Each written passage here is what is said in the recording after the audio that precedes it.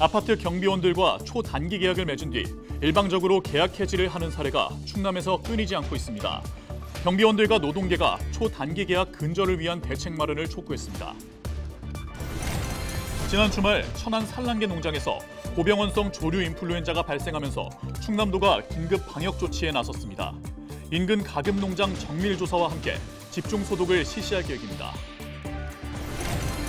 최재구 예산군수가 올해 역점 추진 사항으로 지역 경제와 원도심 활성화를 제시했습니다.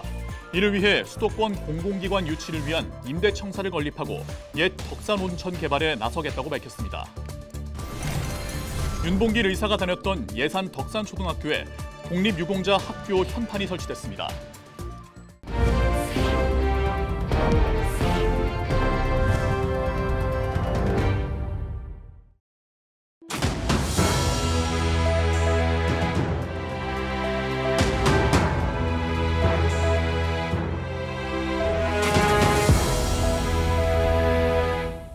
시청자 여러분 안녕하십니까? 헬로티비 충남 뉴스입니다. 새해가 밝자마자 일자리를 잃은 아파트 경비원들의 사연 지난주 뉴스에서 전해드렸죠. 이런 일이 반복되는 근본적인 원인 가운데 하나로 초단기 계약이 꼽히는데요. 오죽하면 임시계약직 노인장의 줄임말로 임계장이란 말이 있을 정도인데 충남은 상황이 더 심각합니다. 한범호 기자의 보도입니다. 이 아파트에서 계속 일하고 싶습니다. 거리로 나온 남성이 손에 든 팻말에 적은 문구입니다. 굵은 눈발이 쉼없이 쏟아져도 1인 시위를 이어갑니다. 경비업체 변경 이후 6개월 만에 계약 해지를 당한 서산의 한 아파트 경비원들입니다. 입주자 대표자에 의해서 최저임금 인상 등 관리비 상승으로 인해서 경비 인원을 8명에서 5명으로 줄이는 안을 의결하게 됩니다. 12월 31일부로 3명의 경비 노동자가 계약 해지돼서 1월 1일부터는 출근을 못하고 있는 상황입니다. 이런 초단기 계약과 일방적 해고 통보는 충남 곳곳에서 벌어지고 있습니다. 지난해 서산의 경우 1년 미만 근로계약이 전체의 64%에 달했습니다. 전국 평균의 2배입니다. 3개월 미만 초단기 계약도 24%나 됐습니다. 충남 지역 경비원들과 노동계가 협의회를 구성해 근절을 촉구해왔지만 현실은 크게 달라지지 않은 겁니다. 저희가 이제 매년 연말 연시에 계약 해지가 얼마나 되고 있는지를 좀 모니터링을 하고 있습니다. 여러분들이 또 해고되는 모습들을 보았고 또 엄동설안에 작년 겨울에 크리스마스 때 이럴 때도 계약 해지로 떠나가는 모습들을 봐왔습니다. 경비원들은 기자회견을 열고 초단기 계약이 법적 제재 회피와 일방적 정리해고를 위한 수단으로 악용되고 있다며 심각한 고용 불안을 호소했습니다. 부당 처사로다가 인권을 유린해도 잘릴까 봐서 대꾸 한 번 못하고 참아야 하는 노예 같은 처지의 비통한 실태로서 고용 불평등의 초단기 계약은 반드시 근절되어야 한다고 봅니다. 구체적인 대책도 제시했습니다. 관계당국이 고용 실태를 철저히 점검해 모범 사례 아파트엔 확실한 인센티브를 제공하고 불합리한 처우가 이뤄지는 곳은 보조금 지원을 제한해야 한다고 주장했습니다. 상생협약 아파트에 대한 인센티브, 고령 노동자의 고용 지원책 등이 포함되어 있어야 합니다. 또 잘못된 관행을 지속하는 아파트에 대한 지도와 점검보다도 강화되어야 합니다. 충남 공동주택 경비노동자 협의회와 노동계는 현재 60여 곳에 머물고 있는 상생협약 아파트를 늘려나가는 동시에 실효성 있는 정책 추진을 지속적으로 촉구할 계획입니다. 헬로티비 뉴스 한보호입니다. 지난 주말 천안에서 고병원성 조류 인플루엔자가 발생해 충남도가 방역 조치에 나섰습니다. 고병원성 AI 중앙사고수습본부가 지난 6일 천안 산란계 농장 한 곳을 정밀 검사한 결과 고병원성 조류 인플루엔자를 확인했다고 밝혔습니다. 이에 따라 해당 농장에서 사육하던 산란계 23만 9천여 마리가 매몰 처분됐습니다. 충남도는 방역을 위해 오는 11일까지 인근 가금 농장 42곳을 정밀 검사할 계획입니다. 또 인근 도로 소독 등을 위해 소독 차량 세대를 고정 투입할 방침입니다. 예산군이 올해 지역 경제 활성화를 위해 우량기업 유치 등에 나섭니다. 최재구 예산군수는 8일 신년 간담회를 열고 올해 군정 운영 방향과 주요 계획을 밝혔습니다. 군은 지역 경제 활성화를 위해 내포 신도시 내 합동 임대청사 건립과 수도권 공공기관 유치에 나설 방침입니다. 이와 함께 옛 덕산온천 개발과 충남 방적부지 등을 활용해 원도심 활성화에 나설 계획이라고 밝혔습니다. 윤봉길 의사가 다녔던 예산 덕산초등학교에 독립유공자 학교 현판이 설치됐습니다. 1918년 윤봉길 의사는 덕산 공립보통학교에 입학했고 일제 식민교육을 거부해 학교를 자퇴했습니다. 이후 사설학당인 오치서숙에서 한학을 수학했고 월진회를 조직해 농촌 계몽운동에 힘썼습니다. 충남교육청은 독립유공자 출신 학교 학생들의 자긍심을 높이기 위해 지난해 12월부터 독립운동자를 배출한 학교 14곳을 찾아 현판을 달고 있습니다.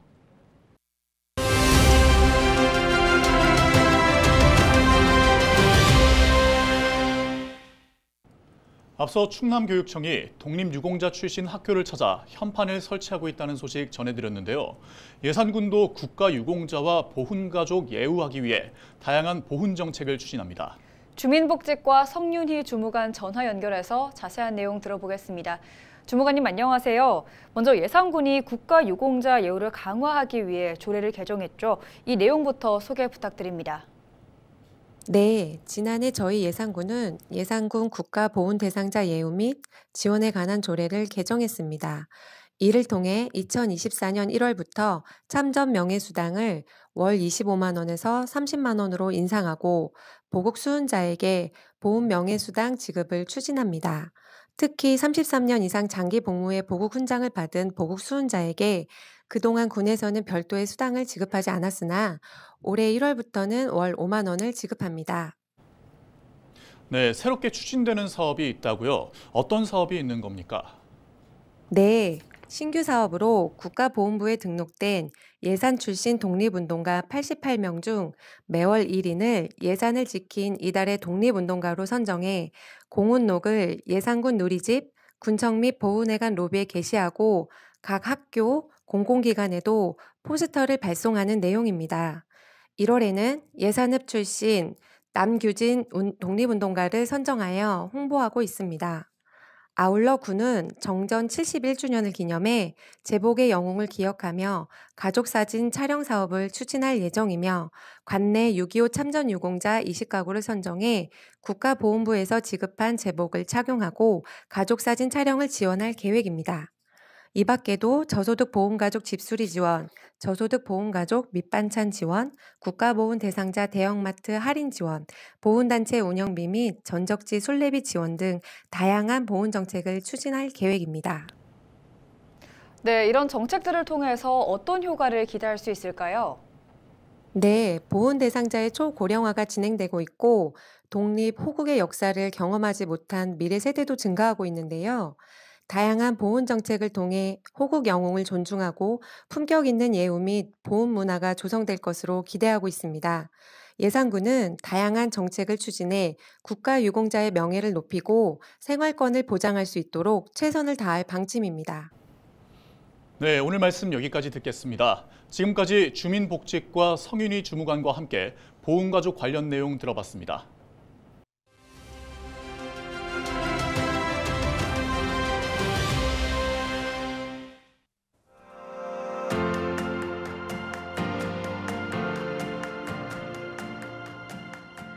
오는 4월 국회의원 선거가 다가오다 보니 언론과 지역사회에는 점점 정치 소식들이 늘고 있습니다. 새해 들어 바뀌는 지역 정책들이나 주민 생활에 밀접한 변화들보다 어느 선거구에 누가 출마할 것인지 또 누가 예비 후보자로 등록했는지 찾아보고 알리는 뉴스들이 많은데요. 더구나 신당 창당과 정당 간 갈등으로 예년 선거 때보다 더 혼란스러운 모습입니다. 유권자들은 우리 지역 국회의원 후보자가 어떤 공약을 내놓을지 관심을 가져야 합니다. 국회의원으로서 어떤 입법 활동을 할 것인지, 또 지역 현안을 얼마나 잘 이해하고 해법을 제시하고 있는지 꼭 살펴봐야 합니다. 헬로티비 뉴스는 우리 지역 유권자들이 궁금해하는 국회의원 후보자들의 정책 공약과 선거 준비 과정을 자세히 전해드릴 예정입니다. 어느 정당의 어느 후보자가 꼭 필요한 인물인지 헬로티비 뉴스를 통해 확인하시기 바랍니다.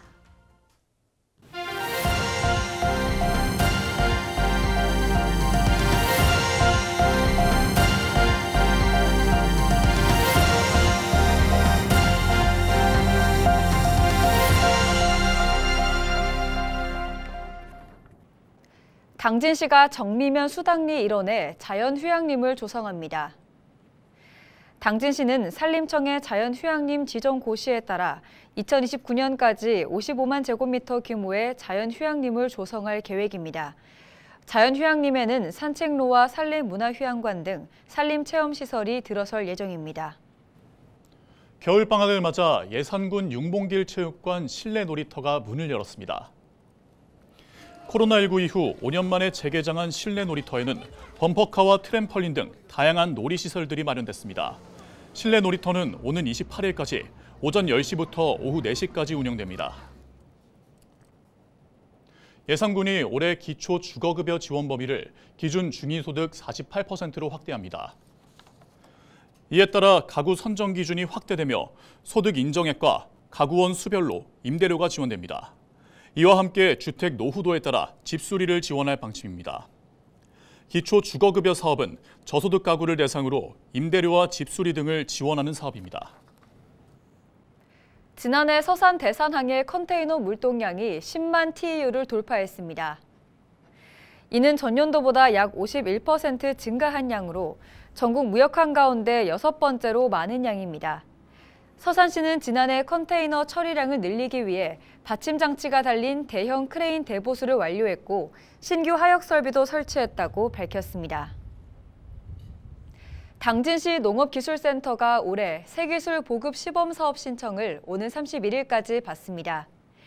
이번 사업은 농촌진흥청 등에서 개발한 새로운 기술을 보급하고 확산하기 위해 59억여 원을 투입해 8개 분야에서 추진됩니다. 주요 사업은 강소농 육성 지원, 청년 창업농 디딤돌, 벼 직파재배 확대 기술 지원 등입니다. 신청 자격은 주민등록 주소지와 실제 거주지가 당진시인 농업인과 농업단체 또는 농업법인입니다. 태안군이 소형 농기계 구입 비용의 50%를 지원합니다. 이번 지원은 농촌 고령화에 따른 노동력 부족을 해소하기 위한 것으로 군은 올해 1억 7천만 원을 투입해 동력 살분무기와 관리기 등 소형 농기계 약 250여 대의 구입 비용을 지원할 계획입니다. 우선 지원 대상자는 밭작물 재배 위주의 고령 농가와 분여자 농가, 귀농 귀촌 농가 순입니다. 신청은 오는 31일까지 각 읍면사무소에서 하면 됩니다. 충남도 농업기술원이 고추 흰 비단병의 친환경 방제법을 개발했습니다. 고추 흰 비단병균은 고추와 감자 등 식물의 흰 비단병과 줄기 썩은 병을 일으켜 작물 전체를 부패하게 만드는 균입니다. 농업기술원은 무기 황합제 500배를 희석해 모종을 심기 전후 일주일 간격으로 충분히 뿌려야 한다고 당부했습니다. 이와 함께 해당 균은 토양 속에서 장기간 생존이 가능해 다양한 작물에 전파될 수 있다며 초기에 방제하는 것이 중요하다고 설명했습니다. 홍성군이 후계 농업 경영인 육성 사업과 청년 후계농 정착 지원 사업 대상자를 모집합니다. 후계 농업 경영인 육성 사업의 지원 대상은 영농 경력 10년 미만 농업인 또는 농업 경영 예정자며 선발될 경우 5억 한도 내에서 자금을 지원받을 수 있습니다. 청년 후계농 지원 사업은 독립 경영 3년 이하의 청년 농업인이 지원 대상이며 선발될 경우 월 최대 110만 원의 지원금을 받게 됩니다. 신청은 오는 31일까지 홍성군에 하면 됩니다. 충남도 축산기술연구소가 보증 씨수소 충남한우의 정액을 농가에 공급합니다. 올해 공급하는 정액은 14,000스트로가량으로 연구소는 올해 매달 약 2,000스트로를 각 시군에 나눠 공급할 계획입니다. 이와 함께 충남도 축산기술연구소는 나머지 후보 씨수소 3두의 후대 검정을 진행 중입니다. 홍성군이 전국 최초로 축산 차량의 소득 필증을 모바일로 발급하는 서비스를 올해부터 제공합니다. 군은 가축 전염병 예방을 위해 거점 세척 소독 시설을 이용하는 차량에 대한 소독 필증을 앞으로 모바일로 전송한다고 밝혔습니다. 기존 종이로 발급됐던 소독 필증을 휴대전화로 받을 수 있게 되면서 축산 관계자들의 불편이 크게 줄어들 것으로 기대됩니다. 이상으로 뉴스를 마칩니다. 함께해 주신 여러분 고맙습니다.